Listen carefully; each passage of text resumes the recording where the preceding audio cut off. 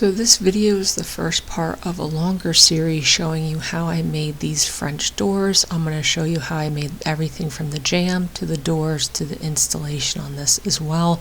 This first video is going to be solely dedicated to making the jamb. I've made doors before, but I didn't know a ton about exterior doors, so I bought these two books on Amazon. They were invaluable with the process. Instead of spending hours Googling stuff, not knowing if information was accurate, I just used these books for reference. A lot of the numbers I pull in this come directly from these books, especially this one by David. It's not cheap on Amazon, but he has, I think it was something ridiculous, like 30 years of experience making doors. So the first thing I did was I found out my rough opening. I took those measurements, and basically the exterior, the outer edge of the jamb is going to be a 1/2 inch smaller on either side of my rough opening and about 1 inch smaller on the top. So I got my rough opening, I subtracted those numbers, and then that, like I said, will be the outer side of the frame. You'll have to do some math with the thickness of your jamb in order to get the dimensions for the inner openings, but that's basically what I'm working with. Now, I'm using regular 2x6 premium grade Douglas fir for these frames, and I'm making them 1.25 inches thick. In the books, especially David's book, he uses nicer material, but this project was already pretty expensive, so I just stuck with 2x6s, and I knew it was going to be painted. From my inside of my wall to the outside of the home is 5.25, so that is the thickness I'm making them. I got a little bit lucky with this project. This is actually replacing a window, and below the window is actually an air conditioner, which I took out, so it was very easy for me to get these measurements. With the air conditioner out, I could get the thickness of the house, and obviously I could take the moldings off and measure the rough opening, so that part of the process was somewhat easy for myself. So basically all I'm going to do, because these are going to be 5.25, these 2x6s are going to come at 5.5 inches, I'm just ripping off a slight 1/8 of an inch from both sides in order to get the dimensions I needed. Now, because this is dimensional lumber, it's not going to be perfect. It has a little bit of a curve in it. It's about 1.5 inches thick. I need to get it down to 1.25 inches. I can plane this, but because I'm removing so much material, I just chose to rip these down on the table saw. Now, you saw I pointed out that this board has a cup. Whenever I'm doing this with a board that has a slight cup, twists are a little bit harder. I probably would recommend not doing this with a board that has a twist in it. But with the cup, I put the broad side facing out, and that means that the 2 points of the cup will ride against my tall fence a little bit easier. It won't rock on me. So once I had that flattened out, I could flip it around and remove a similar amount of material from the other side. If you get nicer lumber, this won't really be as much of an issue, or you can just choose to plane it down. But like I said, in my shop, it was a little bit easier to just rip these boards. And then you could see this is going to be the thin material that's going to come off. I did this all on one side. This is not a perfect process, especially towards the ends. I always seem to get a little bit of a raised edge. So what I do before I flip this around and remove the material from the other side is I like to just sand down that area and any other area that's on the board, so that when I flip it, I have a flat surface riding along that tall fence. And like I said, I can remove the rest of that outer edge. And I did these for all of my boards. I had these cut down to rough size at this point. So then before I start joining these together, I have to remove some material for where the doors will set, and at the same time I'm going to be including a kerf. So you could see my doors are going to be about 1 3/4 inches thick, and then I'm adding a 1/4 inch spacer, which is where the silicone bulb is going to sit, which is the weather stripping for these doors, and I'm using a kerf style weather stripping. So while I'm removing this bit of material on the outside, I'm also adding that 1/8 inch kerf. So you can see I'm going past where I need to cut for the door, and then I will cut another kerf removing that piece of material, and you'll see how I create the kerf and remove that rabbet all at the same time. So that is what that looks like. I went up to my top line, which was accounting for the kerf, and I did that on all of my boards. So just sending all of them through. I have a ripping blade in here, so this material is going through pretty quickly. And then I could just lower the blade to where that original kerf line is. And you can see I'm not cutting this up to my outer line. I'm cutting this to my shorter line. That outer line signifies the thickness of the kind of barbed end of the silicone bulb going into that kerf. And like I said, this just removes that little bit of material. That is basically it. And then there is the slot for the kerf. So this essentially creates the kerf for the weather stripping as well as an interior stop for the door. That is that style. And this is the weather stripping design I have, which I haven't put in yet.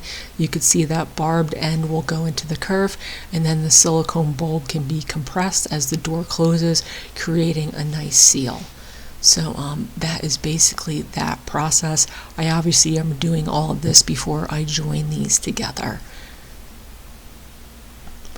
So when I had those done, I started working. So unlike the jambs, the sill for this door I am making out of the same material as the doors, which is sapele. So I basically had a longer piece that I'm going to join together in order to make the thickness I need. This is obviously going to go from the inside of the room outside to the exterior side, but also it's going to extend a little bit past that, so it's going to have little dog eaters on the ends. So this has to be wider than my jambs. So as you saw, I just cut this board I had in half. I don't have a joiner, so I kind of just ripped it clean on the table saw a couple times.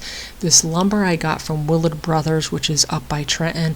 I highly recommend them if anyone lives in southern Jersey or even the Philly area for getting hardwood lumber.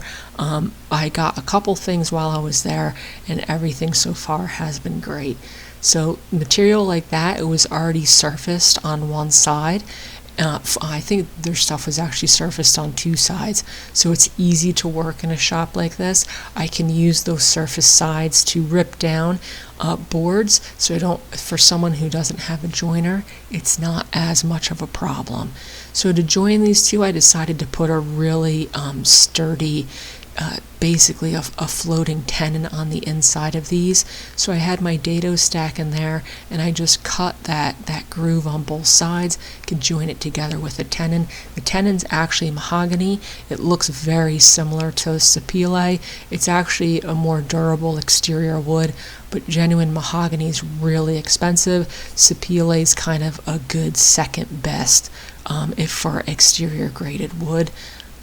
If budget is a concern. Genuine mahogany is also really hard to get. So I just joined it like that, and then once it was dry overnight, I could take it out of the clamps. You could see I didn't plane this stuff down because I'm going to be putting an angled edge on the front of it, so all of that unevenness will disappear.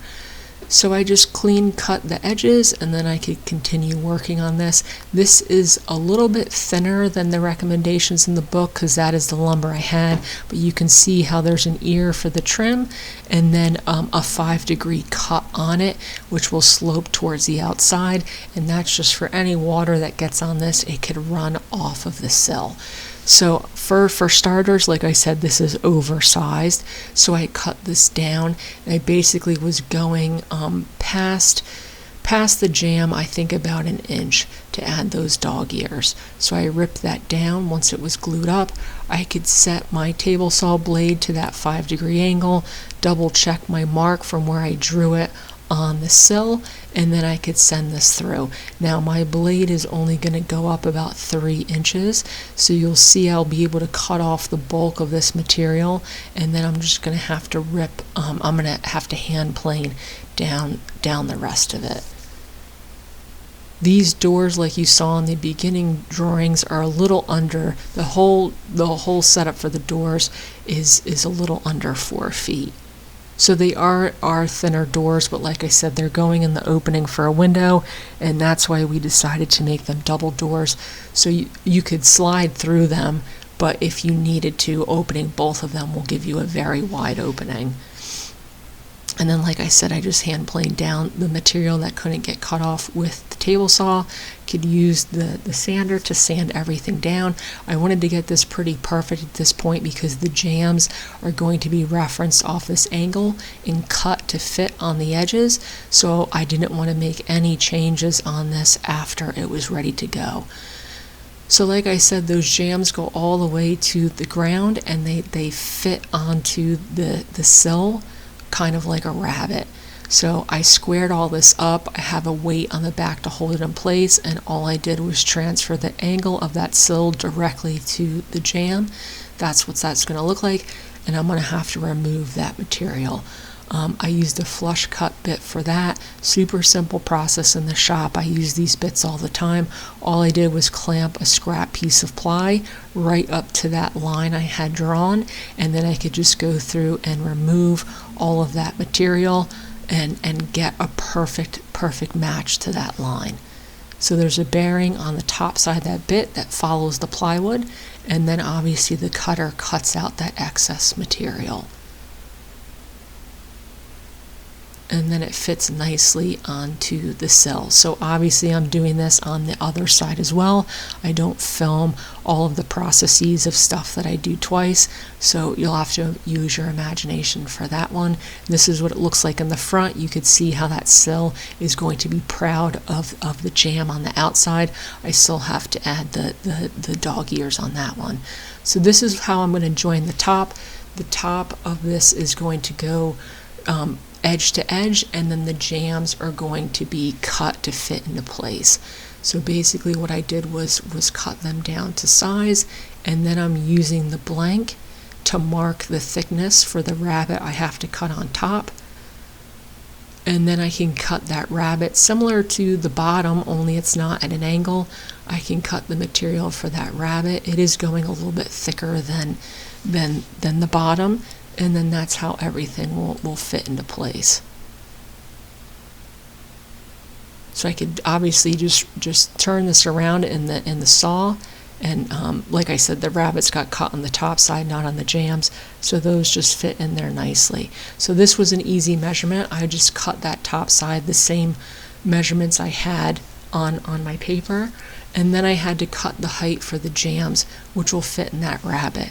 So for myself, luckily, as you'll see later in the video, my rough opening, I knew I was going to be able to tweak it a little bit, especially I was going to be able to make it smaller, and if I needed to, I can make it wider. That was just kind of the nature of the fact that I'm already putting this in a window, and I had some space on the sides.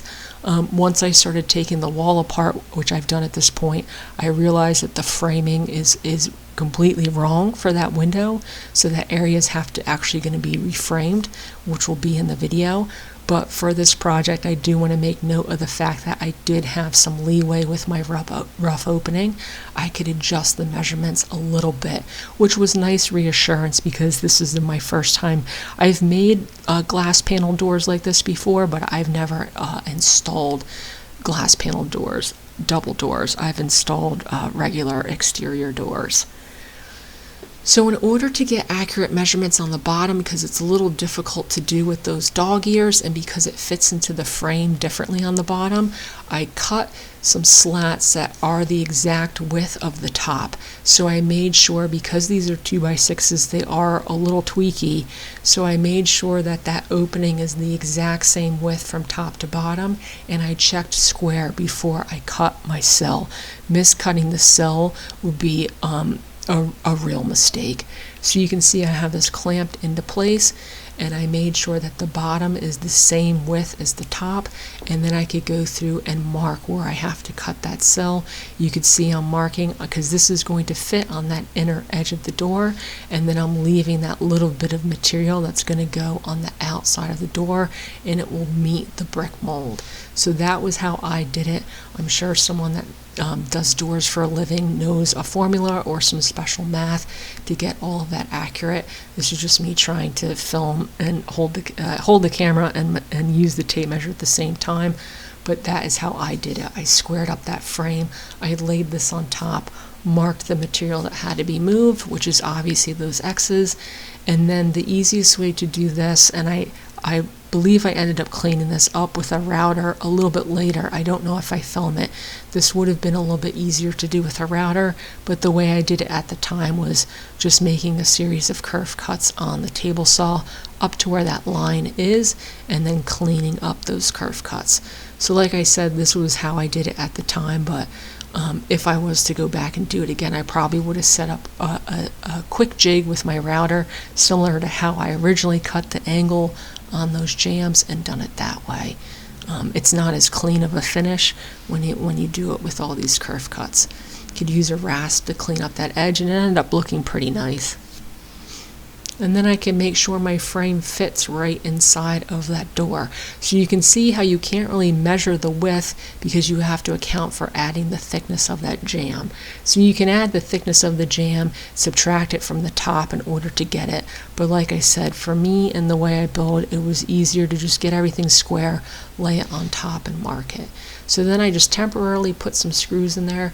Like I said, I knew I could shrink this if I needed to, and I could even making it bigger at this point is not really an option. So I was leaning towards making it a little bit bigger. If I had to, I could shrink it. So it's all temporarily in place. I'm going to epoxy it later, and then the next video will get to this point where I show you starting to make the door frames.